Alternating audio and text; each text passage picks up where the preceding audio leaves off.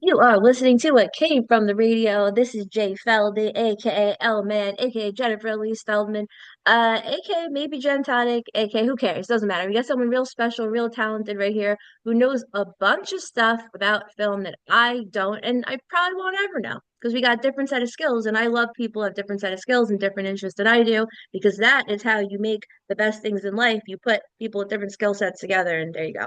That wasn't even my intro, and I'm freestyling already. So anyway, we got here. Who is it?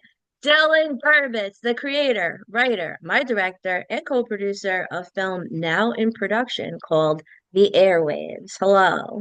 Good afternoon, Jen. Good afternoon it is. It's the best day of the year so far, as a few hours ago. So now we met a few hours ago while I was acting, and you were running sound on the Renters film and helping out on the production behind the scenes a lot. We worked on a zombie teaser video right here at this desk. I had a zombie running around, then we had brains on the floor, which I need to get that footage from TJ Kiss, send me that footage. And now it's it's approximately a few years later, but about a year after we met, I want to say you wrote like a 30-ish, now 40-page script on a film based on me, a different version of me. I don't want to spoil it. Very different though. It's called The Airwaves, also starring Dino Castelli. So, first question, why write this script? Why this story? Well, it started back in 2023 when I got my camera and my studio equipment, which I didn't know anything about or how to use. So I obviously had to test it out, get familiar with it. And I did a lot of camera tests, and one of which was with you at your house. And One, like three. yeah, well, I remember the first one in December of Mhm. 2023. And after that, I got familiar with the camera, I got familiar with the equipment, and all that was left to do was write a script. And for me, at least, that's always the hardest part. So, what do? You have to get some inspiration. And one of the things I turned to is I watched the camera test that we did at your house. And Nice. I kept looking at each shot and I was thinking to myself, how do I turn this into a story, a script? I already knew I wanted it to be a horror film. Um, and the one thing that left an impression on me was one shot of you at your podcast table. I think you're there right now with the Hmm. mirrors behind you and all that. And just to me, it was a Hmm. very familiar shot and it left an impression on me. And I'm like, I got to work with this somehow. And like I said, I knew I wanted it to be a horror film. And at that point, I realized I wanted you to play a disc jockey slash radio host. And then, after that, the rest of the story just kind of fell into place, on the days where I wasn't getting writer's block. And Hmm. yeah, things led from there. So actually, I did write the script and the story with you in mind because I thought you were perfect for the role.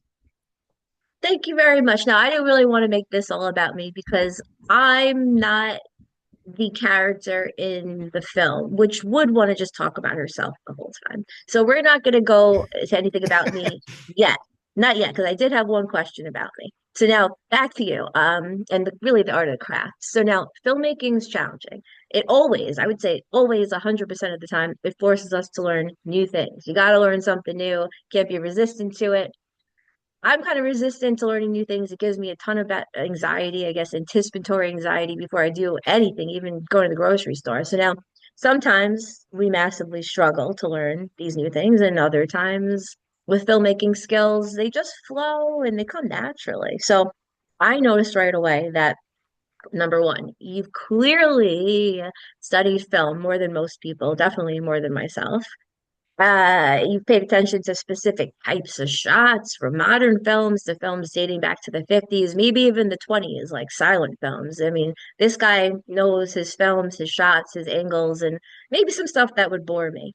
Uh, and then I also noticed that you plan the someone's got to do it. You plan the visuals very carefully for every shot. And when you talk about shots, you don't rush into it and you really think about intentionally what you want to shoot, why you want to shoot, angles, point of view. You got solid, specific visions that you feel strongly about. Well, I'm 40 and I worked with people shooting things since I was like two. So not every filmmaker puts this much focus and intent and care into how things will look and sound. So, what are your top skills, according to you, that you bring to the table in filmmaking? And also, what production details do you find challenging? Well, once you start doing it, I mean, you realize how challenging it actually is. Whereas, beforehand, just being a fan of movies, um, you only focus on the creative and fun aspects of filmmaking, and you're like, man, it's got to be such a fun, experience. But once you Mm. actually get your hands dirty and start doing it, you're like, wow, so much can go wrong, Oh, and yeah. there's so many details you need to focus on. You have to be such a detail oriented person Mm-hmm. that you have to actually train for it. But it's good, I think, to get the experience, because you could plan ahead all you want, but if you don't have the experience, you're not really going to know what it's like, through Yeah. trial and error. So that's the best thing I could say on the subject. It's just Mm-hmm. good to keep working on it, keep working on new projects, Right. discover new crafts, work with new platforms. And I know that's helped me tremendously. I know it's helped a lot of people. So Yeah, and we have a bit of an age difference. I'm not going to tell the viewers what our age difference is, but let's just say that the two main stars we've shot for this film already, Dino's 50. Dino Castelli is fantastic. He knows a lot. He's a director. He's directed. I don't want to list and spill the beans on people he's listed, but name famous people he's directed them. I've been doing stuff since I was two, so you have a lot of knowledge that you study things, and then we obviously have maybe several decades on you of experience, and it's really cool to work all together because we all bring different things to the table, and I think it really is making the film pretty thoroughly and carefully planned because we all see different things that maybe one of us will miss. And I think that's a beautiful thing in life. So anyway, my absolutely. next question. The next question, just kind of briefly or however long you want. This is your interview, sweetheart. Tell our audience just a little bit or a lot about what the viewers will witness in the Airwaves film. So the story is about a disc jockey slash radio host named Jen Tonic. She mainly broadcasts her show at nighttime. She lives with her boyfriend Brad, who Dino Castelli plays, and Mhm. she's relatively popular, especially among local people. And she broadcasts her show late at night. I think I mentioned that she usually interacts with her callers who call into her show, and she also plays songs and tells stories. And one of the callers she encounters claims to be dead, calling from the other side. And then after that, the plot takes sort of a surreal turn and becomes sort of a nightmarish experience. All right. Yeah, yeah, I would agree with that. I would agree with that. See, we talked right before this, and he said, don't spoil this or that. I don't believe in spoilers because if I don't experience it myself, you can tell me over and over what something's about, the ending, the beginning. I don't really care. I don't. So I would have spoiled the entire freaking movie if he didn't tell me this. So It's yeah, they're just one not of going to the really get everything from this interview. We got to watch the film. main plot points. I mean to cut you off, but like, yeah, I Yeah. just I just want it to be fresh for the viewer, if I could keep Yeah. it that way at all Yeah, possible. yeah. I'm glad you told me. I'm gonna try my best because I'm a very honest person. So yeah, it's good that you tell me not to reveal some things because otherwise I might spill the beans. All right, so all right, now to me. So I'm a weirdo. Why choose me as the main character? I got sick, and I'm gonna give you a theory that my previous guest from minutes ago, Tina Irwin, she actually believes that this house, several times from all of the horror shoots, I've been shooting horror shoots nonstop, has actually caused this house to be like, the word isn't really haunted, but like negative energy. So maybe that's the reason why I was sick. But really simply put, since our last shoot, November 29th, I pretty much fell off. I got sick. I had four teeth ripped out of my head. My grandma died. My mom was, let's just say, sad. I mean, your mom, her mom died for privacy reasons. I'll just call it that. You got all these things to deal with the death. I became covered in hives or bed bugs or I don't know what. And I got too tired and too sick to stand up for the past 3 weeks up until a few days ago. Maybe I caused that through filmmaking. this psychic, Tina Irwin, would agree. And she told me to clear this whole house and she told me all these things to do. So what I'm saying, the whole point is your lead actress, me, dropped off into a health hell and production madness from two other films, just is working and just dying for the last 3 months after our last shoot. Your main actors can make or break a film. So why allow me, who's already disappointed you, to play Jen Tonic, your main character of the Airways film? Why trust me to bring this film to life? I've already really messed up the last few months and I'm trying to redeem.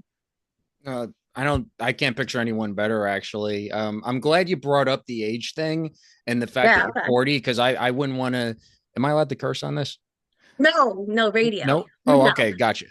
Um, I don't want to be a jerk and point out your age. So I'm glad you did before me. But Okay, you can call me the old, I don't care. character is 40, Okay. and she is sort of consumed by her vanity. Not that you are, but I think you could play a role where you are like that and you're Yeah. convincing with that, and you have Uh, a good look for it. You're very what's photogenic.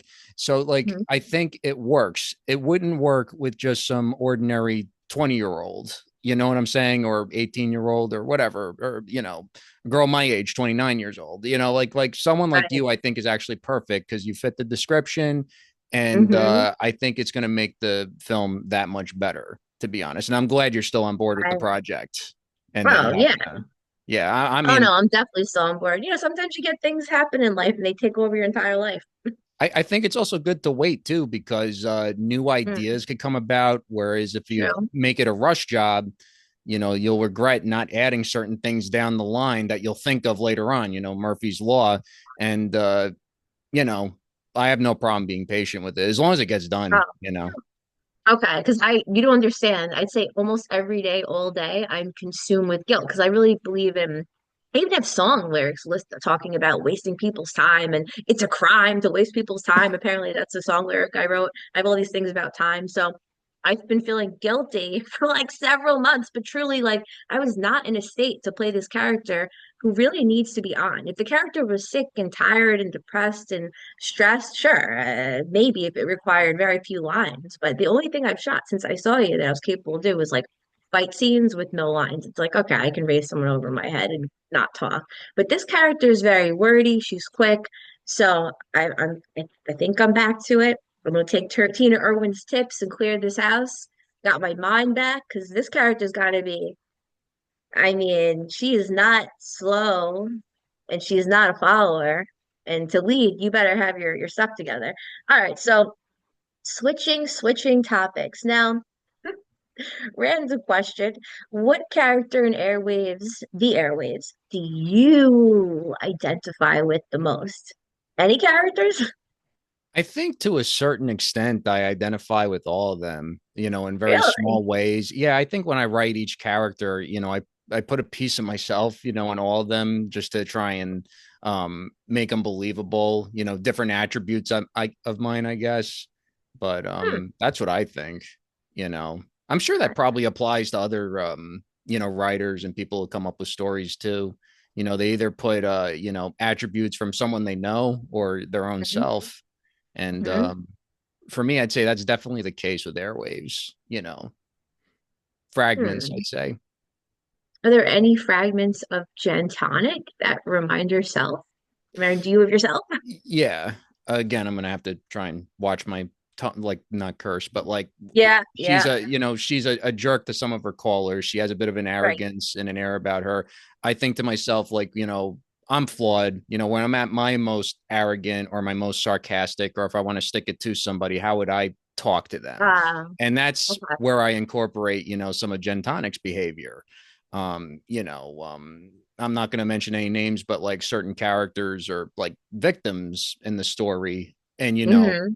I think with all of us at some point in our life, we've always felt like we were a victim of something, so Sure. I think I put pieces of that into those characters too, even with Dino's character, I'd say, there's certain, fragments that remind me of myself.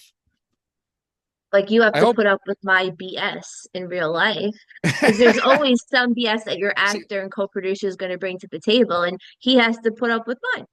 See, I'm so glad you took it there because I felt like listening to myself out loud, I felt like that was such a pretentious answer I was giving that you had to throw a little like comedic balance in there.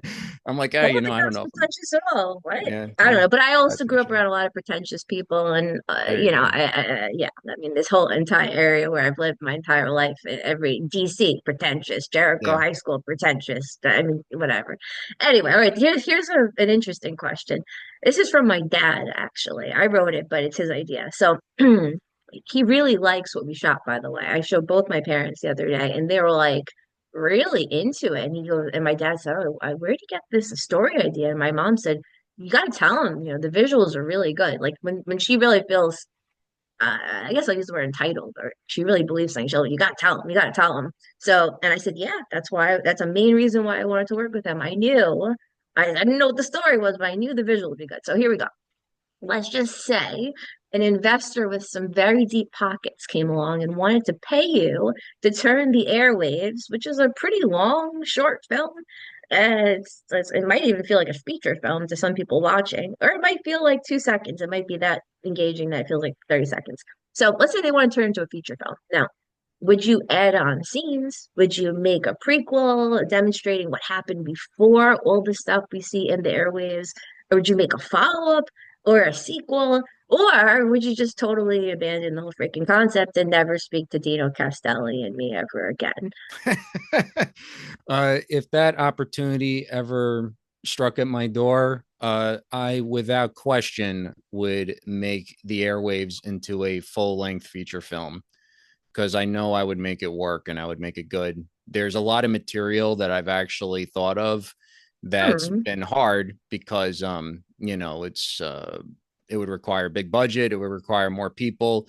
With what we've done already and what we're going to do, I'm trying to just keep it realistic. Um, Hmm. but I guarantee, like, if I had an investor to like, help me make the project big, I would add a lot to it, and I mean a lot, and it would Like be a what? Like really what? what's up. Like what? You Can you know, tell us without spoiling it? I got to make sure I word this properly because I don't want to Okay. say it wrong. But like in Okay. terms of like the origin story of like certain characters, um, obviously I would give Jen probably a bigger studio. I would make it a little, more of a higher production value, but Hmm. more special effects. But I think the more information about the characters that I would add, I think would make it a lot better. But Yeah. without question, yeah, I would definitely make it a feature length film. I'm confident enough to where I could make it work. I Yeah. sincerely believe that, you Yeah. know. No, I told you right away. I was like, listen, I'm not going to give away your age out of respect for you. You could say I'm 40 or I'm 100 Oh years yeah. old. I don't care what you say about me. But I said, yeah, I bet you I can help you and other people. Not that I'm God, but I can help you elevate. And I wouldn't be surprised if, by the time you die, you are one of the top filmmakers. I think if you really wanted to, you can make that happen. I really do believe that if you take care of, your health and, it's all because you're only as powerful as your health and your schedule and your planning and who you surround yourself with. So there's a lot of factors in life that can make or break you, but genetically and mentally, I think you have the capability to be one of the top filmmakers if you play your cards in that direction. And if you even want to do that, who cares about top or bottom anyway? It's all just the ranking system, forget that part. Well, thank you for saying that. I really appreciate it. Yes, it's the truth. I'm all about the truth for better or for worse.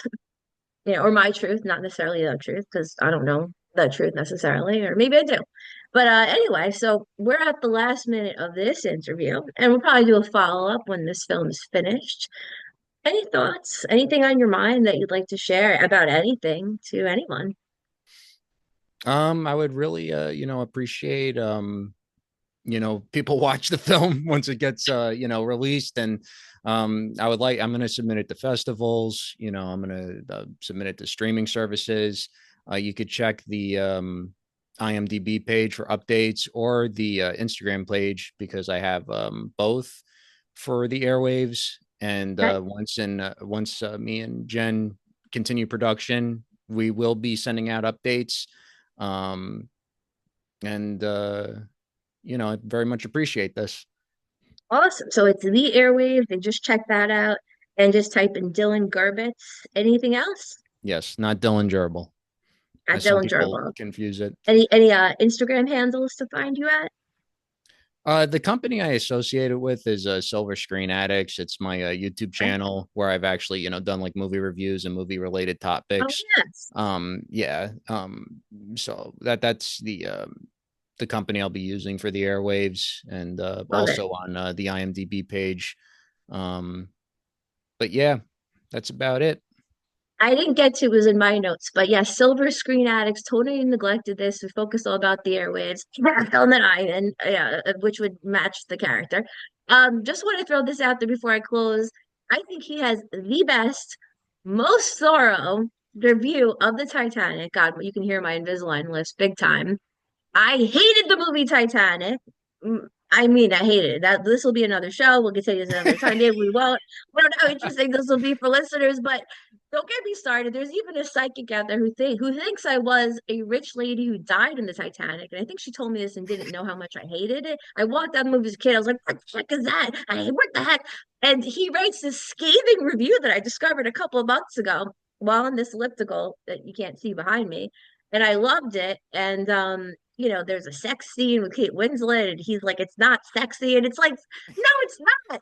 Or is there even, it's like, I don't want to see these people having sex, their fluorescent white bodies. Okay, now I'm getting really mean. But anyway, Silver Screen Addicts, I love, love, love his Titanic review. And I was like, after hearing this review, because I don't really watch videos on YouTube, sorry, but I listened, I was like, oh, okay. I can work with this guy. He gets it. He sees things that I see. And while we bring way different things to the table, we might not agree on a lot of things, which, by the way, that's okay. That's okay. And that's a great thing because you can learn from each other. Yeah, I really agree with your perspective on Titanic. And everyone I feel like loves that movie. And you're like the only person that vocally hates it. So thank you very much for that. Well, just to be clear, I actually do like the movie, but I do like I'm sorry. goofing on the love story. Like Okay. that's yeah. All right. So you like the movie, but not the love story part. You know what it is? I mean, I don't know how much time we have left, but None. none. Okay, so None. that's all I'm going to say. I like the movie, but you got to admit it's fun to goof on the love story. All right, so to be continued, Titanic, Dylan Gerbitz, Silver Screen Addicts, the Airwaves film. See you later. And now back to the radio. Now back to more Kate from the radio. Back to the studio with Mark Torres. See you later.